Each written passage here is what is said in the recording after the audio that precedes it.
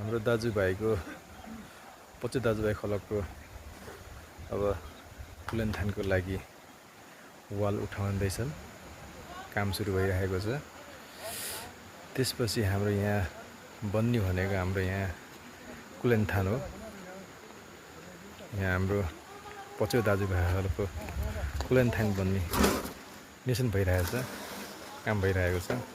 अनि ब्लकको काम पनि भइरहेको छ। पहिला ब्लक बनाउने काम भइरहेछ।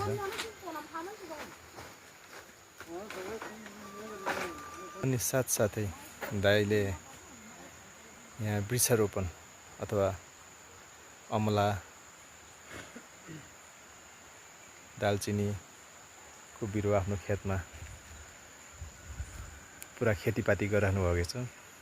यो समाजको लागि, यो बनाउन लागि के भइरहेछ कामहरू? समाजको लागि यो समाजमा के अनि के बनाइरहेछ कि भन्नु चाहनुहुन्छ कि? पछि दाजुभाइहरूको भवन अथवा कुलेनथान बनाउनुको लागि यहाँ घरेलु समय राखेको, अनि कुनैपट्टि रिटर्निङ वाल उठाउनु पर्ने भएकोले गर्दाखेरि अब यहाँ ठेक्का दिइराखेको, कहाँसम्म पुगेको भनेर हेर्न आएको हो।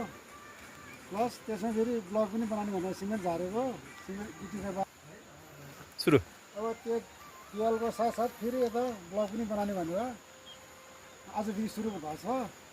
अनि हामी हेर्दैछौँ अझ कति पिस बन्छ, दाजुभाइलाई कहाँ कहाँ के भइरहेछ भनेर यसो सबैलाई जानकारी गराउनु। स्टार्ट ल। गाउँको जग्गा त्यत्तिकै जङ्गल भएर बसेको, त्यो भएर अलिकति मनले मानेन। अलिकति पछि गएर केही होस् भन्ने हेतुले मैले अमलाको बिरुवा र शीतल चिनी अथवा सिलगढी भन्छ गाउँघरमा, सिलगढी बिरुवा प्लस टिमुर लिएर वृक्षारोपण सुरु हुँदैछ। ल गाउँमा अब जङ्गल झाडी भएर बसेको जग्गालाई फेरि मैले एउटा वृक्षारोपण गर्ने भनेर मेरो व्यक्तिगत उसबाट अमलाको बिरुवा प्लस सिलगढी भन्छ अथवा दालचिनी, उतातिर दालचिनी भन्छ भने यता सिलगढी भन्छ, प्लस टिमुरको बिरुवा लिएर वृक्षारोपण यसरी सुरु भइरहेछ।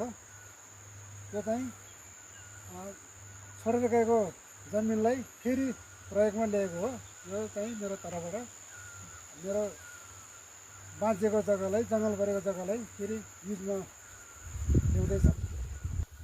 अहिले